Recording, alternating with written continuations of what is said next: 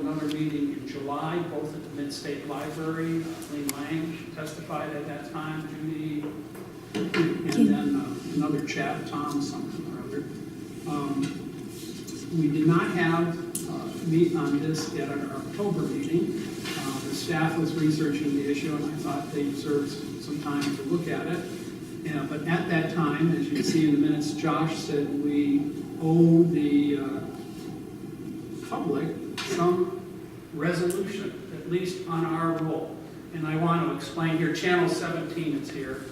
The library board has state library board has two functions: to advise the state librarian and then to name geographic features. Believe it or not, we have more power in naming geographic features. It's a statutory power given to the Board of Libraries for some strange reason, which I have not found yet. And our advice has the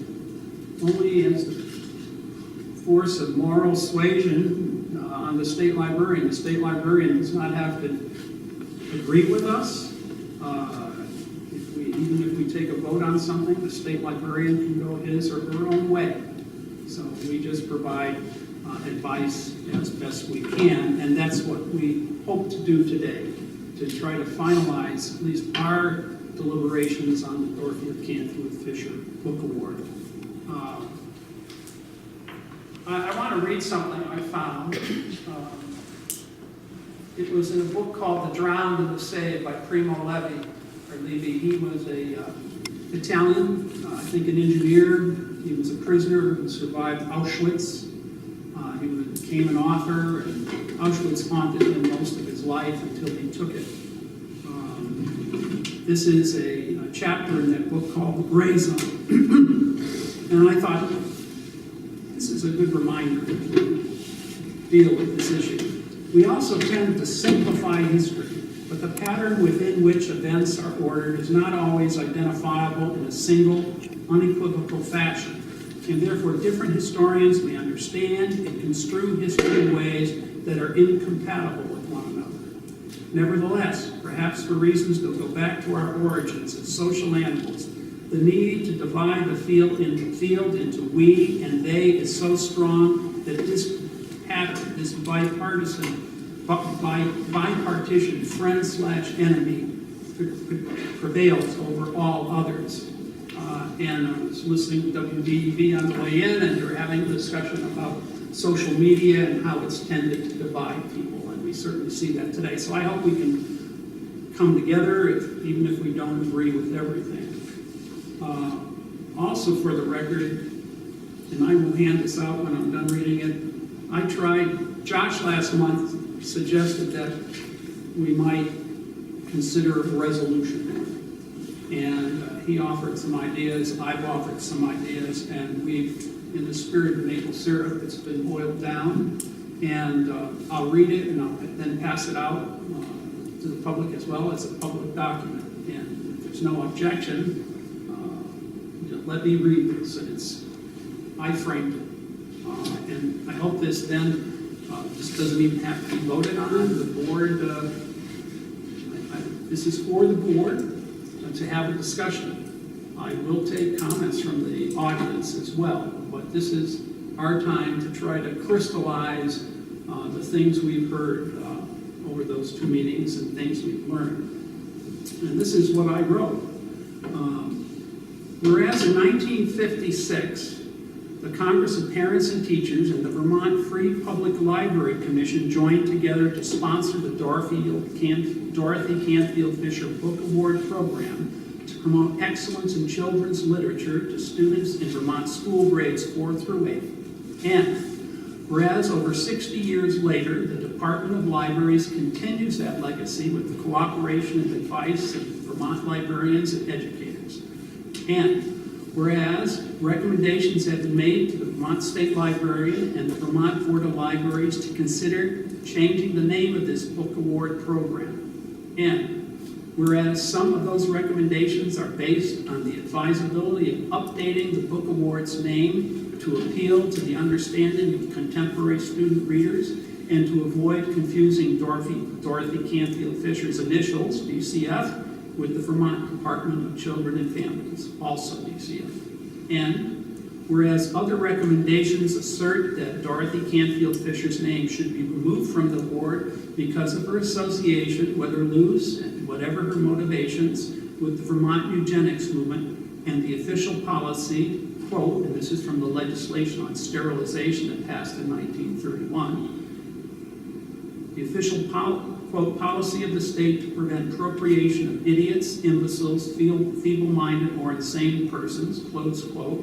through governmentally initiated sterilizations of Vermont men and women, depriving them of their natural right to bear and raise children. And whereas Vermont is well known for its support of children's literature and has a number of authors who are nationally recognized for their contributions to this genre, and whereas the Vermont Board of Libraries, in its statutory role of providing advice to the state librarian, believes that, one, the title of the book award should be determined so as to best promote the advancement of reading in Vermont school grades 4 through 8, and two, the very serious matter of Vermont's largely unacknowledged and unrepentant history of eugenics and sterilization cannot be appropriately resolved by either a single individual, the state librarian, or a single board of citizens predominantly concerned with Vermont's libraries. Now, therefore, be it resolved by the Vermont State Board of Libraries, one, that the state librarian should rename the Children's Book Award, taking recommendations from the Book Award Committee and other interested parties, recognizing, honoring, and encouraging authors of children's literature, particularly those with a Vermont connection.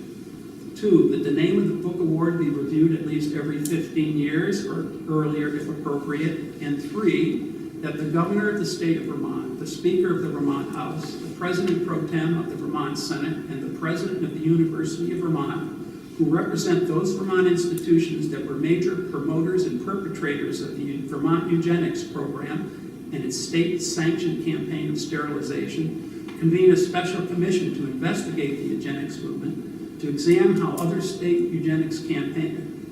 with eugenics campaigns have faced up to their own legacies, to educate the Vermont public not only on Vermont's history of eugenics, but also its relevance to contemporary issues, and to publicly atone for the eugenic movement's essential wrongs. So I've read that. Sherry, if you want to distribute your copies, the public can have it as well. It's a public document. Does the board have them yet? I sent it to the board. Do you have all that copies? So there you go. My motivations, at least on my part, was just wave. I remember our hearing in April. We had, I think, 2 members from the Book Award Committee, and we had 2 friends of Dorothy Canfield Fisher.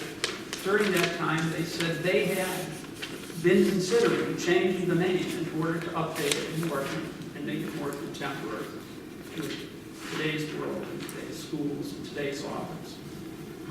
We also had an extensive discussion since then on eugenics and Dorothy Canfield Fisher's role, alleged role in eugenics and supporter of sterilization.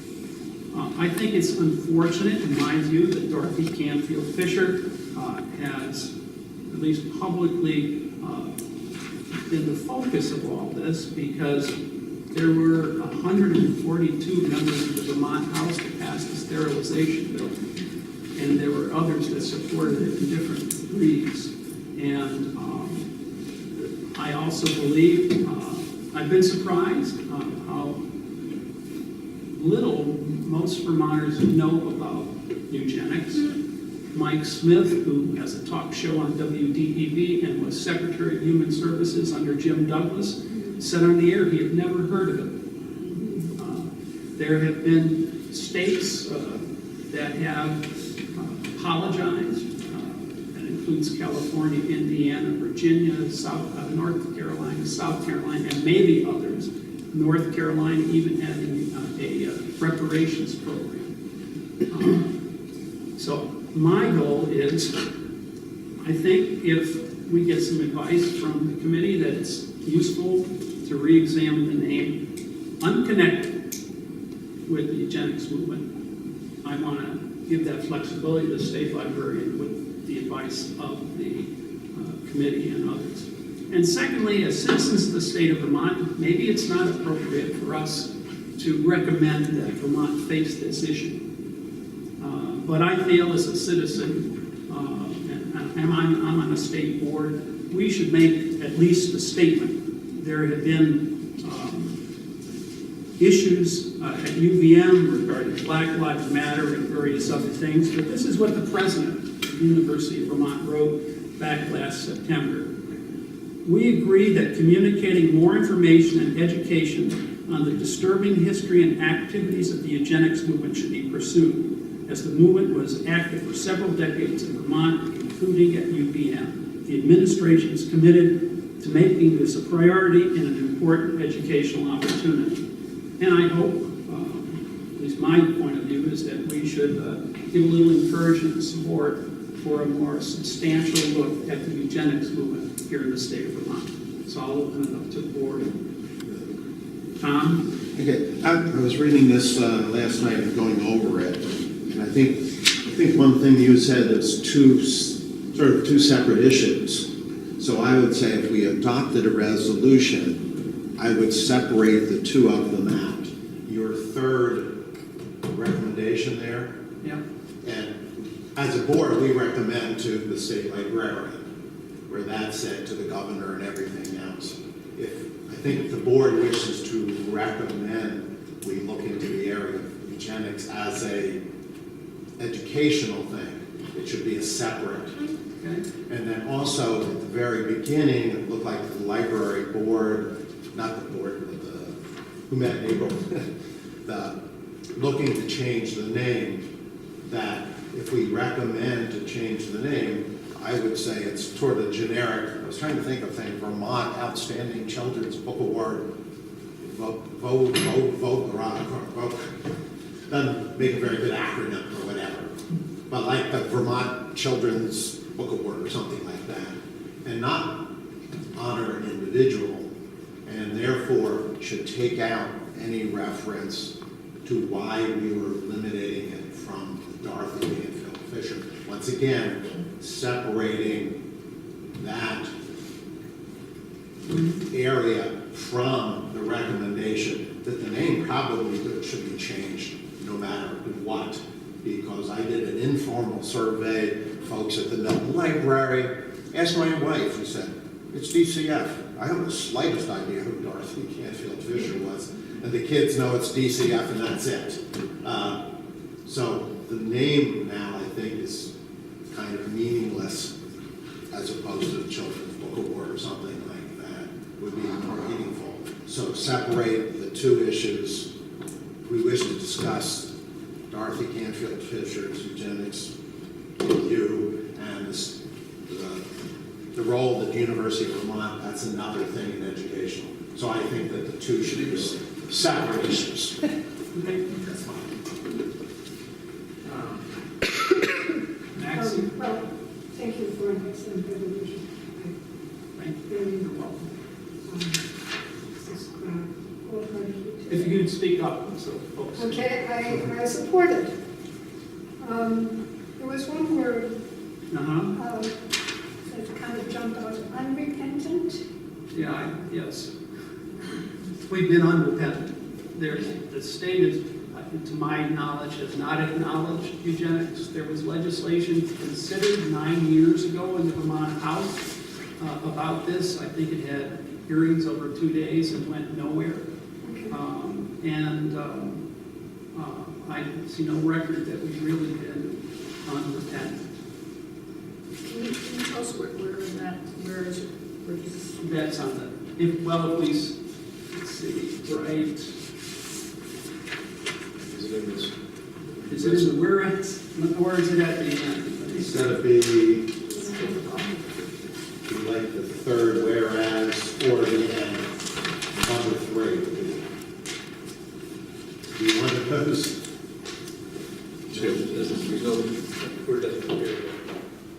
Oh, number 2 of the last whereas, 1 and 2, And they have bullets 1 and 2. The very serious matter of Vermont's largely unacknowledged and unrepentant history of Say euthanasia. largely, okay.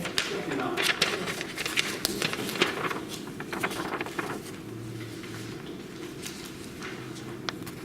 So, Lars? yeah, so like Max said, I'd like to acknowledge, thank you for putting this together. It's very strongly worded, as a point of view, which is very clear. And I'm new here, so I don't know the degree to which that's appropriate for this body, but I appreciate it, so I just want to make that clear. The second piece is, I do understand that this is, Dorothy Canfield Fisher is a little bit of a beloved figure in Vermont. And I have a modest concern that the way this is framed that it is an indictment of her. And if there's a way to acknowledge the degree to which she has served the state well as a symbol of children's literature, whatever, and is a beloved figure, makes this decision particularly difficult, and yet I don't think there's any reason to shy away from the necessity of it, right? So that's a second, I think, issue. And then the third is I do feel like there's a historical moment here where it is appropriate to be sort of stepping up to the plate, if you will, and not be tolerant of racial stereotyping and some of the other, I think, in this document, unacknowledged concerns with her broader legacy in literature. And so that may be something worth also including in this. Particularly, as we think about, there's a lot of drive in Vermont to think about economic development, and I think that was largely the purpose of this Commission on Vermont Life, was to think about how do we use economic development. A lot of these discussions flew from that, and so I think we want to acknowledge our own moment here when we look at the purposes of sort of cultural strengthening of a population. That's a very morally unacceptable alternative. And I wouldn't want us to be repeating that unconsciously as we go forward. Any other comments? And this is, I didn't make this as a motion, I just read this. We can shorten it, we can make something, you can move it, something different. Yes, first of all, I want to appreciate all the effort that went into the presentation of the material, both by Judy Dow and Bill Payne and others as well. It's been a really interesting discussion and looking at a lot of different issues.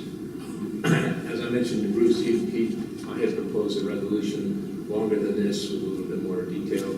He came back with a revised one, and my comment was, well, let's put that before the committee or the board, and if we can come to some agreement on it, then so much the better. If not, we can give our advice individually or in some other form to Scott if he still wishes it. We are not a court of law, so we weren't here to sort of, determine one thing or another. We don't have the capacity to do that. People didn't testify under oath. We just got some material, written material came in, and we tried to analyze it best we can, what that is.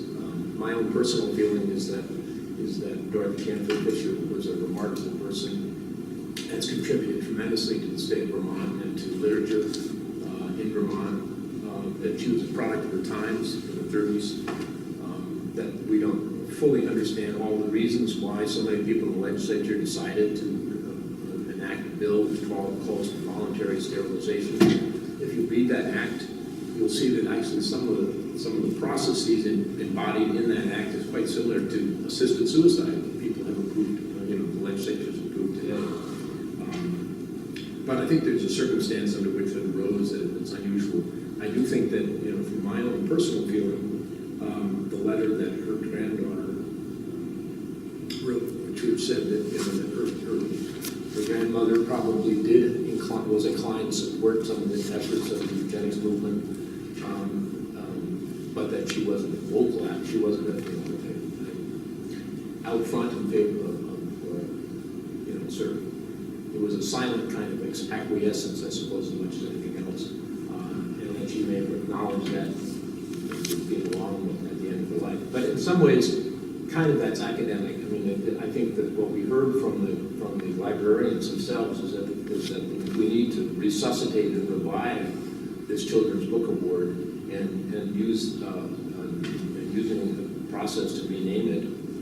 I may be honoring some other well-known and successful children's authors in Vermont as a way. And I personally, I would like to see the name, carried forward with an individual, but not have that individual necessarily be the same for decades after decades after decades, because literature changes and people have different perspectives. And I think that it's good to have that kind of sort of change that occurs.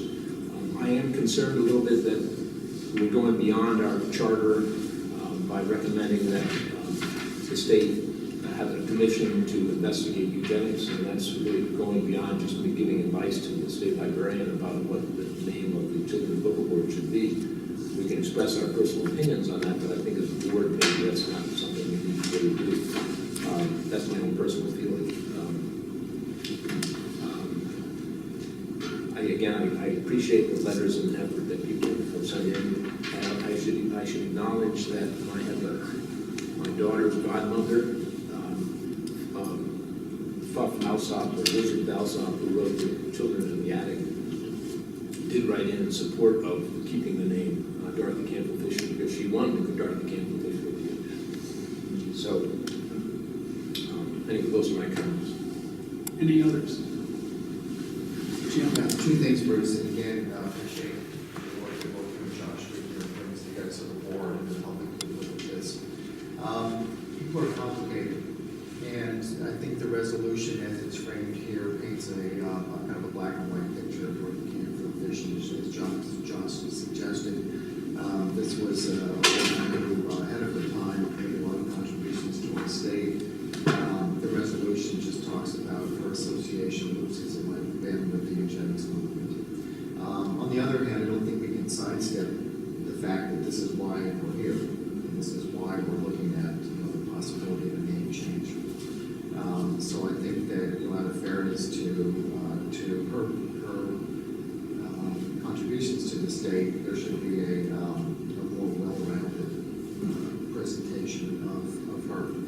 And the second thing is that I agree with Josh that I think if our obligation is to advise the state librarian that passing a resolution that asks the governor and the other members of the state legislature and state governments to, in very strongly worded language, to own up to the eugenics movement, that's, whatever our personal feelings might be, that's beyond the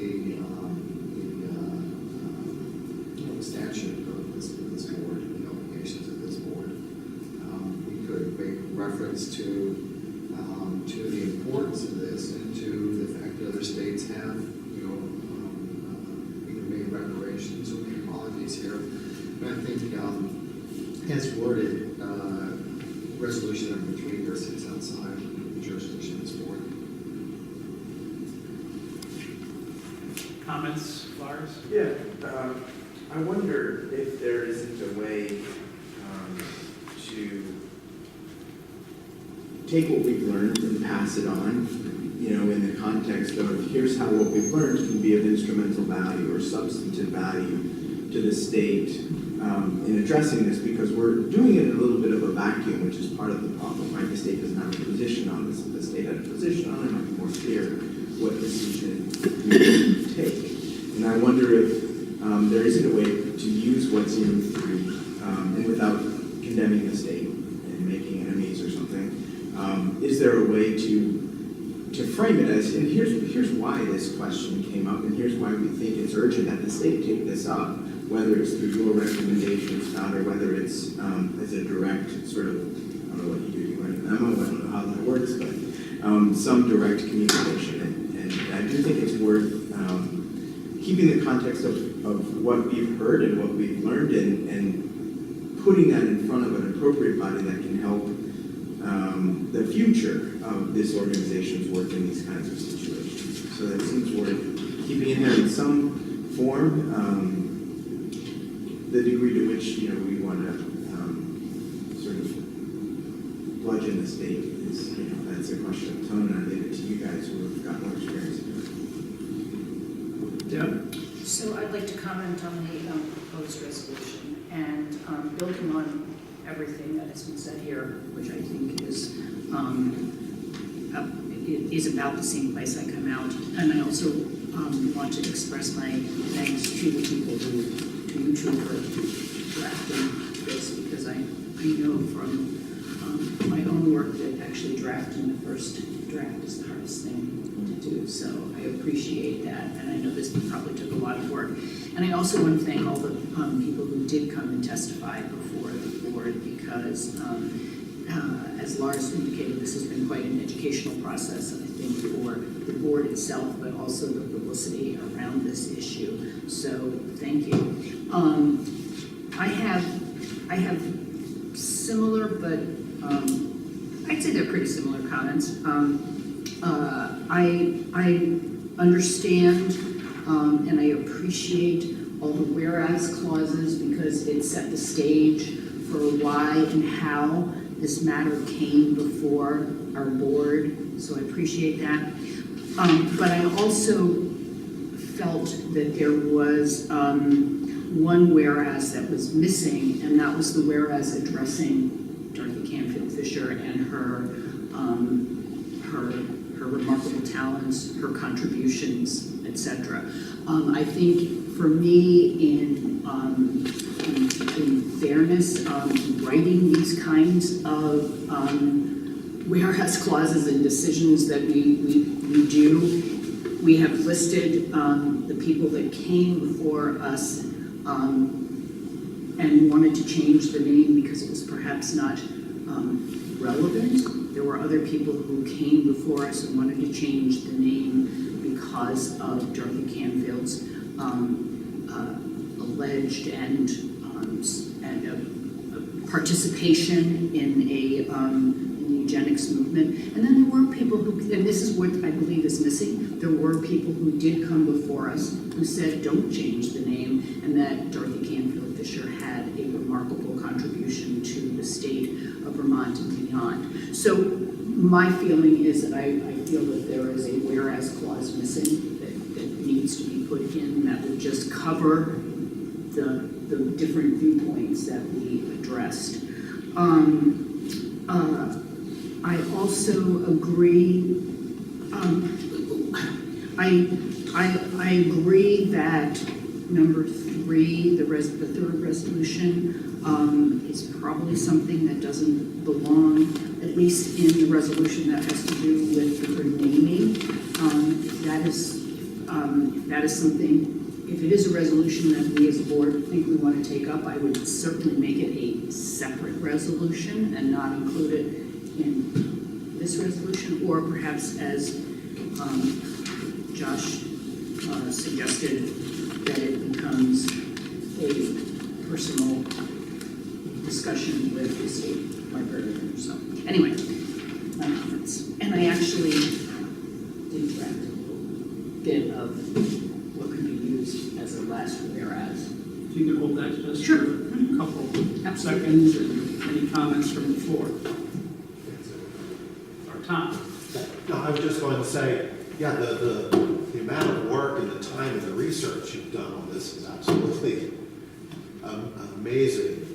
And I sort of came into it as Lars came into it. But I agree with Deb that if it's it's probably something that we shouldn't drop, because the libraries are the conveyor of information. That's why it's in the Vermont State Constitution. So I'm not saying that we should sweep it under the rug. It's that it should be a separate resolution. If we feel strongly that this information is not done out, that's what we are, a conveyor of information. And obviously, research and all that has been sort of swept under the rug and nobody's brought it up. So I think a separate resolution, strongly worded, is a good one. What the library should do to make sure, in the fact that our entire state history should be available to our children, to everybody. One thing I always say, before the Supreme Court ruling, it was in 1965, Vermont was also the least democratic state of any state. 142 legislatures because there were 142 towns. In Averill, with a population of 18, got one vote, as did Burlington. Yeah, I think it was 240. That was 240? Okay, yeah, 240. It was one representative for each town. So the Northeast Kingdom, where I lived for 10 years, and my ancestors come from, had an undue representation. So the whole movements in legislature was very skewed against the cities and whatever. So the whole history of the state, I think, needs to be addressed, and we should recommend that we look at all our pros and our cons of the state. Deb, do you have some changes you might make or different? I asked if with any comments? I have something. Yes, and then Elaine. Well, Elaine, please allow her to go first. What did you, I can't hear you. She's more than welcome to go first. Okay, Elaine? Please excuse me for not standing because it's difficult with my posture and with the cane. I would like to make several points. First, I would like to say that we are in a Carnegie building, and Carnegie made his money and created libraries on the back of the steelworkers. I would also like to say that the Nobel Peace Prize is given in the name of a man who created dynamite. That's the Rhodes Scholar. Rhodes was a man who made his money and legacy on the backs of people in the mines. So to move Dorothy Campbell Fisher into that category is very bothersome. Of course, I am going to protect her because of her legacy, because of her writing, because of her contributions. I would like to point out, and I don't think I've ever said this clearly enough, she was a Quaker. She was a Quaker. Her husband and son refused in both wars to carry weapons to ever kill anyone. The information on the eugenics movement does need careful study, but to combine the two is detrimental to the well-being of our legacy of an incredible human being, a writer, a person who cared about society. She invented programs that would help children, and I personally have followed every single clue that has been laid down in this endeavor.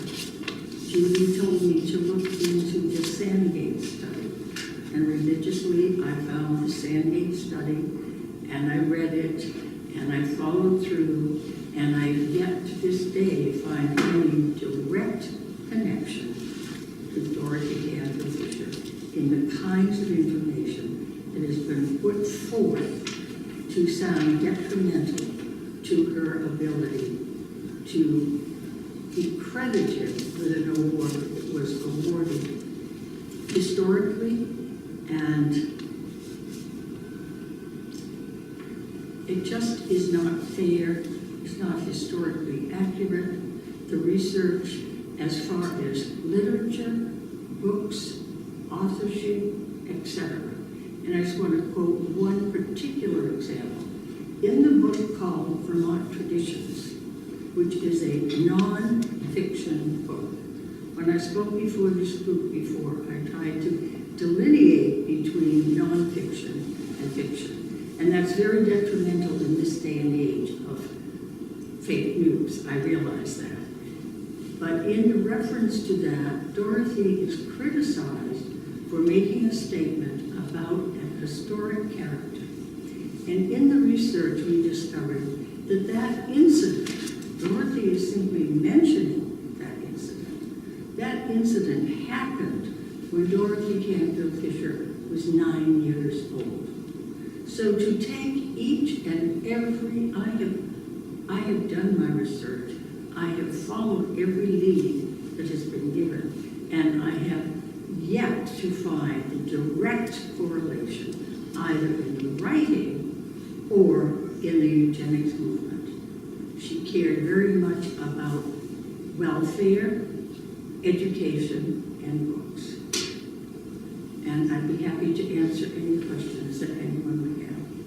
Thank you. And I'm sorry because it's a big lump in my throat and I'm very nervous, and I think I've said all the things I wanted to say.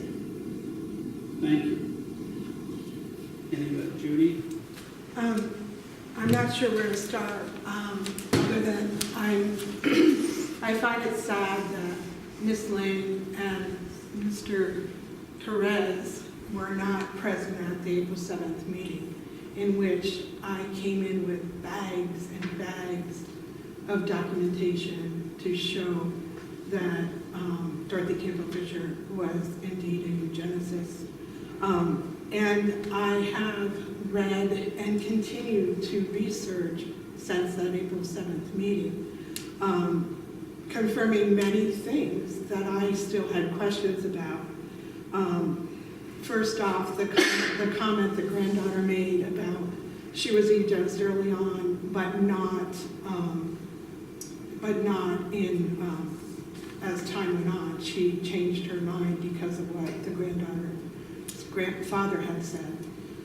So I went on to do additional research, and in the book that Ms. Lane just quoted, Vermont Traditions, there's a comment in there. There are many comments that are very elitist and racist, but the one comment that she makes, and this book, by the way, was 57, I believe, published in 57. She said, we've got to get rid of those people, speaking about the French Canadians, before they vote us out of town.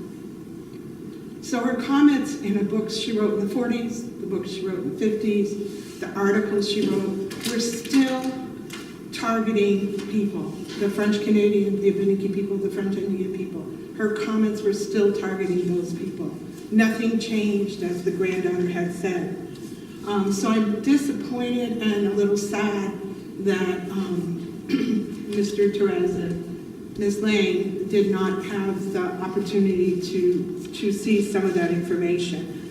And as you said, Mr. Therese, that the Vermont Commission on Country Life was to use for economic development. That is so true. And Dorothy Campbell Fisher, as a member of 2 committees on that commission that was funded and charged and supported by the Vermont Commission on Eugenics Survey, she recommended some of the most outrageous things possible that targeted our people. Just because it's taken 100 years for our people to tell our story does not mean it's not true. And it does not mean that we do not have a story. We do have a story. We have an untold story, and we should have the right to tell that story. Can I interrupt for a second? Do you know what she was saying when she says our people? I believe I do. This is in reference to the indigenous peoples of... Or French Indian people, yes. And French Indian. Thank you. My ancestral background is both French and Indian. And so I find it difficult to understand that people would want to separate the content of eugenics with the context of a library. As a child growing up, the library was the most amazing thing for me to go and find out about worlds I knew nothing of. And as an adult, the library is the place to go to find the answers I need. And so to separate the two, in my mind, is just something white Anglo-Saxon Protestant Vermont has done forever. And will continue to do if something is not acknowledged. The resolution you spoke about that happened, I think, in 2011, to acknowledge eugenics was disbanded because the Right to Life people had proposed it, and they had their own personal agenda embedded in the apology. And the state of Vermont said, we cannot use the word apologize. We need to use the words, we regret this happened. Well, I regret it happened too, and it did. And people will not be able to heal unless it's acknowledged.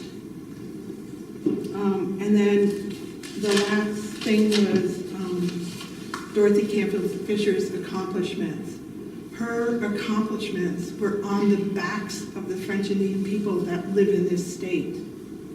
The documentation is clear, the documentation is offensive, and it's wrong. She should not have climbed that ladder of success on our backs.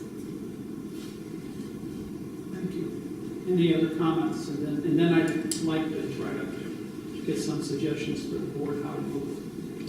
I just have a Name, please. I'm Kim Chase, and I taught for 30 years in Vermont. I'm French Canadian descent. Long time. So the comment thank you first of all for drafting that proposal. That to suggest to the state that the name be changed, or that the state be repentant, I'll use your wording, about the eugenics movement, that would be going beyond our charter. I think that we all know some social justice movement or some decision by the Supreme Court that came out of left field, and so nevertheless, it takes people getting together in order for social justice to happen. And so we teach children in school that if you see someone being bullied, then you can't just be one person that stops and says this is wrong. It has to be a lot of people, so it has to come from a lot of different places. So to me, it's very appropriate that this committee should strongly suggest that to the state, or more than suggest it. So we've seen this in the Me Too movement, where finally there comes a tipping point. We should all be where the Black Lives Matter, all these social justice movements come from a point where this has been happening over and over and over again for generations and generations, and finally people said that's enough, it's really enough. So in terms of Dorothy Canfield Fisher being an amazing person, she was a privileged person. So my mother was from a family of illiteracy, and so I'm just thinking, if each of those people who are the imbeciles and the idiots had been given the privileges that Dorothy Canfield Fisher was given, you would be amazed at what might have come from them. And in Germany, after World War II, they did an experiment, and they switched the intellectuals with the workers, and a lot of wonderful literature came out of that. So I would like people to consider that.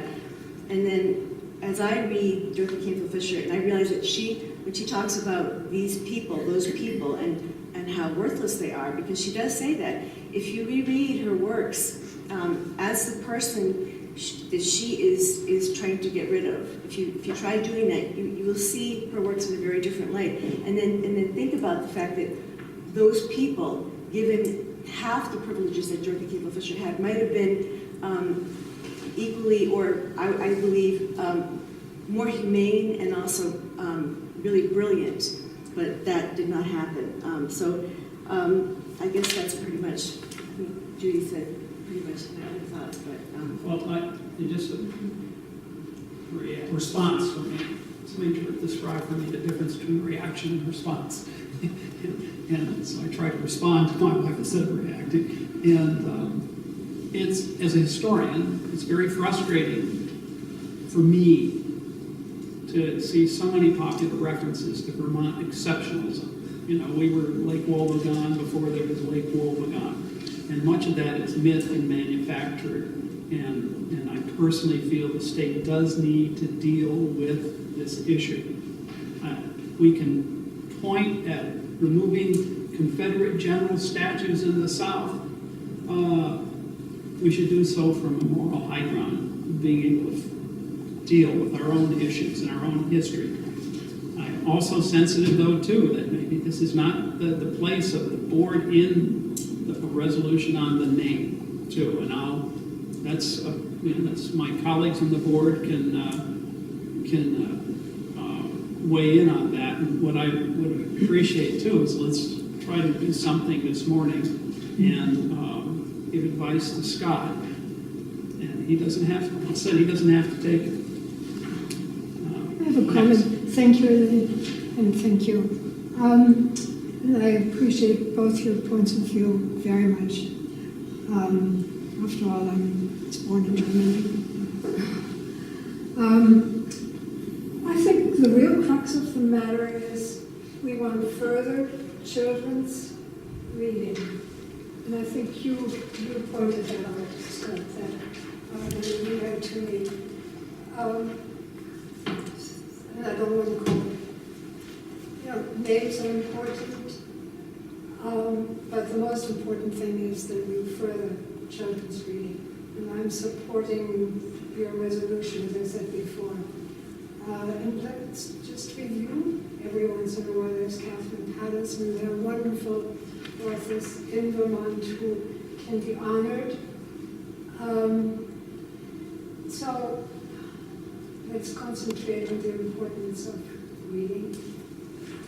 Deb, do you have a suggestion? Well, I had a suggestion for a whereas clause, but I haven't really come to a personal place as to how to deal with number 3 and also number 2 on page 1. I don't know if number 2 on page 1 becomes part of it, goes with number 3. I don't know. And I also have one other comment I'd like to make, which I'll make after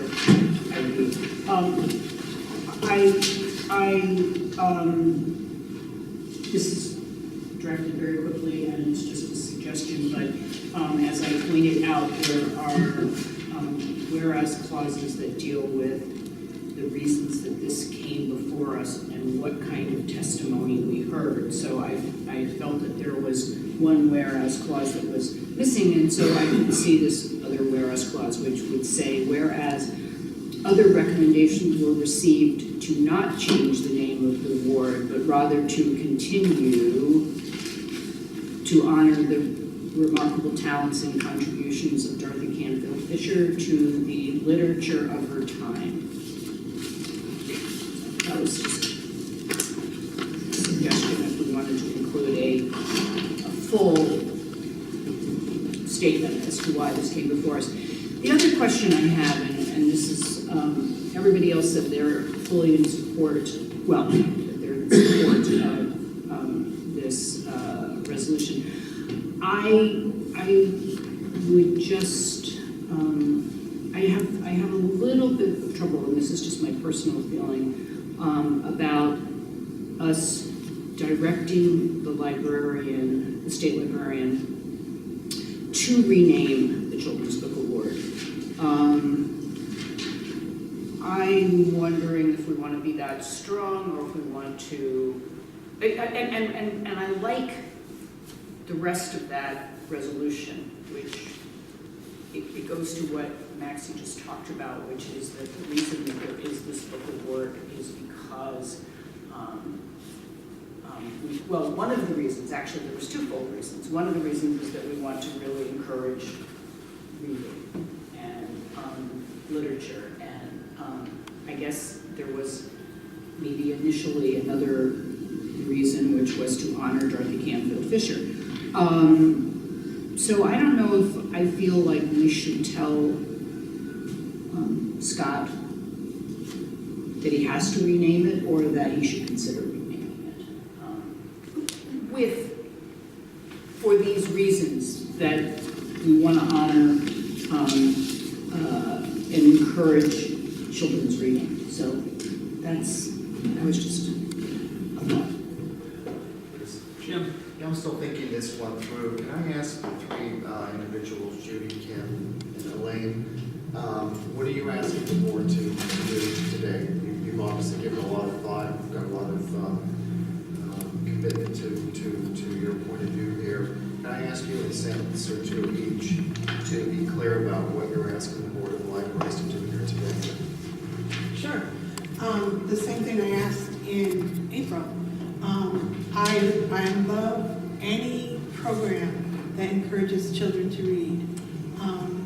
And this program I have used as a teacher, I am still involved in libraries, is wonderful. I would like to see the program continue. However, I believe it should not continue with the name Dorothy Canfield Fisher. And I think we should honor the people that the program is for, the youth in the title. So what's wrong with Vermont Youth Book Award? Something that recognizes that this award is for the youth of our state. And indeed, the award is for the youth. And if you were to read any of the more recent books, they are very supportive of all kinds of people and all economic levels. So it has done a great deal of good. But what I do not like, because there is no, and I'd like to repeat, no definite connection that the eugenics movement was, and indeed, Dorothy Canfield Fisher's responsibility.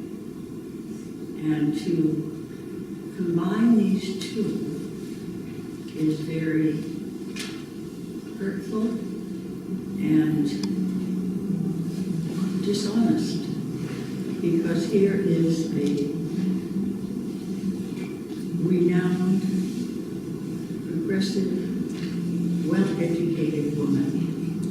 It's unfortunate that people think she was privileged, but I know in my research she supported all sorts of causes for children's well-being, sending people to college and Girl Scouts and Boy Scouts. Yeah, can I ask? There was You're asking the board to support continuing the use of her name on this book award? I do.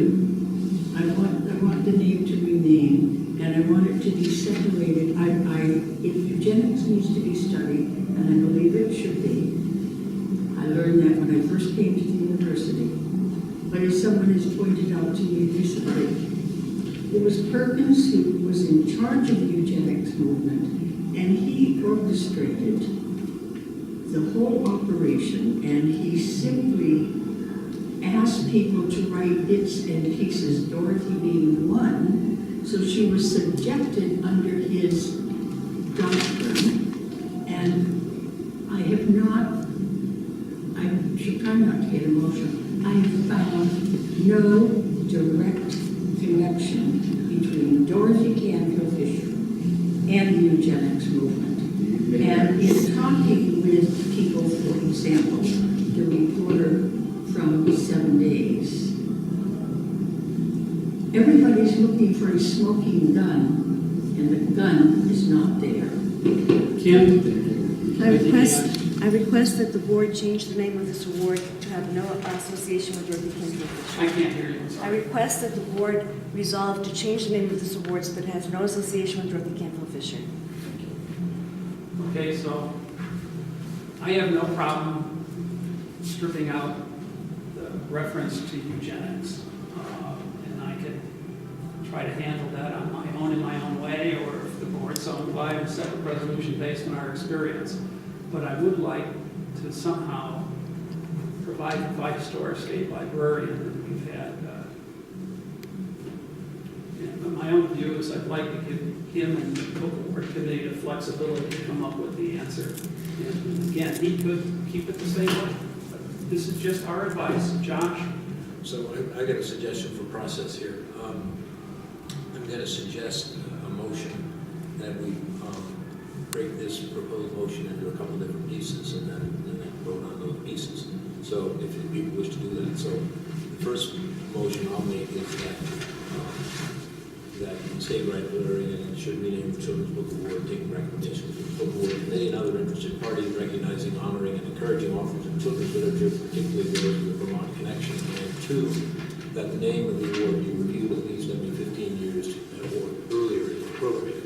So that's that's a motion just on the section about the book award, doesn't discuss the reasons for doing that, we will all express those deep reasons, but we could, if we agree on that, we would at least focus the attention on that particular aspect of that. Secondly, if people wish to then have a different motion on paragraph 4, we could do that. And then we could, if people want to have history and background, then we could take the rest of this proposal, maybe including your amendment, new paragraph, and add that into it and give some further reasons for that. But I guess I will make a motion that we put it on the floor, at least, on the table, that we resolve with what's referred to as paragraphs 1 and 2 in the document in front of you. I understand it. Okay, is there a second? Second. Okay. Any discussion? Yeah, so- Lars and Tom? It would be really helpful in pursuing that path to have, to go through an exercise of developing criteria for what an appropriate book award would be, right? I think this says that we should change the name, but it doesn't necessarily say what are we looking for in naming. So if we're going to be using people's names, it might be helpful to be clear about what constitutes a good name, if that makes sense.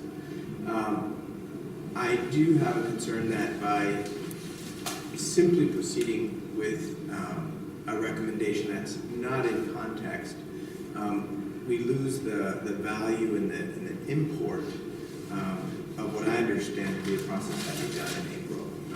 So if that recommendation has some prefacing remarks that are not, how to put it, that are not, that are sort of not described as a point of view, but as what the basis for the recommendation is, that would be helpful. Because I think when we make a recommendation, we want to do that with basis. Well, our debate here, first of all, will provide some context for that on the public record, and I hope the minutes reflect that. I believe context is important. So that's one thing. Tom, you wanted to say something. I was just saying, it's hard for me to, I was going to go back and listen to the whereases, but I can't listen to the whereases with my Bluetooth and then listen to everybody else at the same time. Yeah. I think there was like the first 2 whereases talk about, to promote children's and somewhat that we need to stay current in the name. And that's why we would change the name, only because it needs to be reviewed. And my view is that people don't know who Dorothy Canfield is. At least the children, the people that look at the book award and say, I'm going to get that book because it's,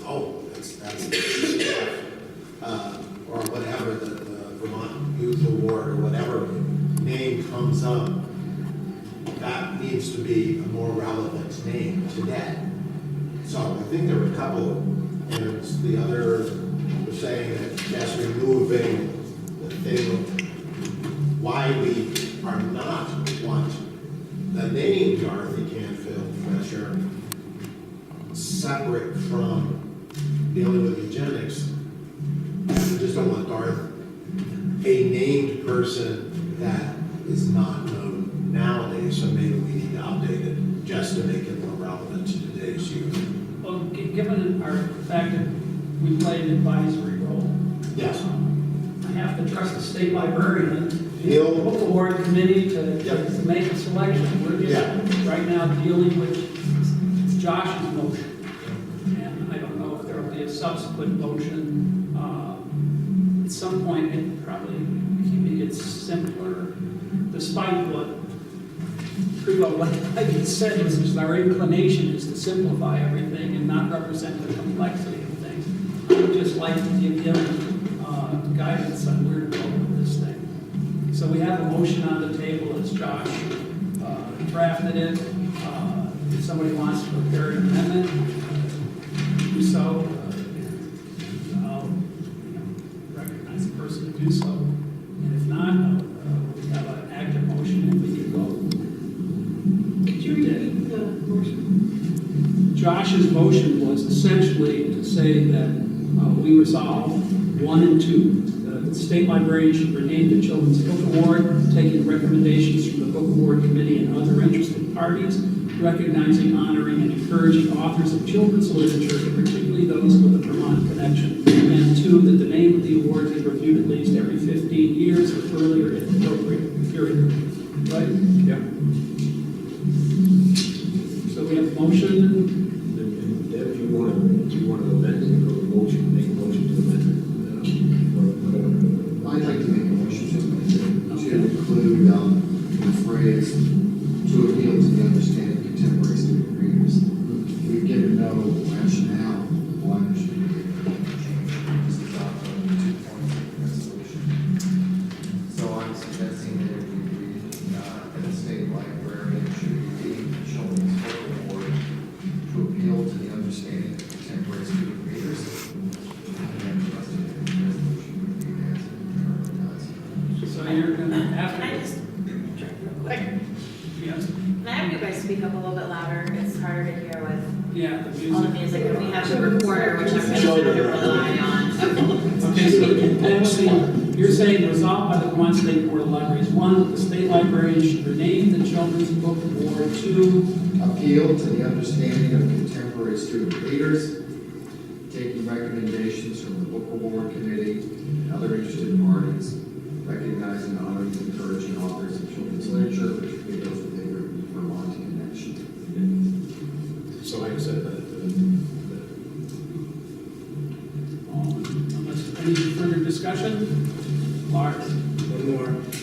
I do think it would be worth putting in here somehow that we consider whether we want named awards versus, something that's been proposed, like, the youth award or something like that. And how do we, is it important, does this body feel it's important to unpack those two very different approaches to naming an award? Here's my response. Yeah. You've just provided that as a piece of advice to the state librarian. Okay. And I think that it's good enough. And so I would like to call the question. Yes. Yes.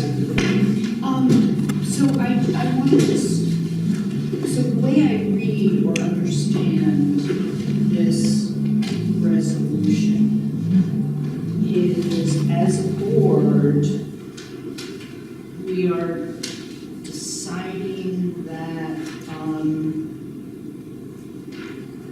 the Vermont Book Awards name for children's literature should be relevant to today's times, is that? I mean, I'm not suggesting changing the wording, I'm just saying, is that the sentiment that we are dealing with here? Well, as I remember, some of the comments about and letters from members of the Book Award Committee, and I think a member of the Friends of Dorothy Canfield Fisher, that's what they were struggling with, is try to deal with today's kids, where they're at with evolving children's literature since this time, and again, so we're making a recommendation. We're not, and I don't know. Again, I just want to emphasize, we're making a recommendation. And we're stripping out the other aspects of this, really boiling it down to a recommendation for the state librarian to rename the book award. And again, because of our only advisory, it's not a requirement, and it's back in his court. But I'd like to come out of this with at least that, or else or something else. But we have an active motion on the table. Yes. So the sentence was to make it relevant to appeal to the understanding of contemporary Student readers. That was, and then we would follow taking recommendations from the Book Award Committee and other interested parties. Okay, I think that would be. Okay, so, Paul? I do. I think we're wordsmithing. I don't know if this is our job, But I think the task of making relevant is much more challenging than to sort of excite or to engage young people in the literature, period. I think the challenge of an award making something relevant sounds less plausible than exciting children to engage or to read literature. So, I'm off for that. Do you have a specific wording change? So there's appeal, Appeal to the understanding of contemporary student readers. That's it, we don't say relevant. Oh, that one, sorry, I Okay. misunderstood. I think it's saying to engage contemporary student readers. This is what all we're trying to do is say, let's get kids reading. This is the bottom line. Is contemporary relevant though? I just wonder, I mean, you have student readers, period, at any time, but just student readers and what, I don't know, I don't understand. Well, over time, contemporary will take shape based on the time. And so I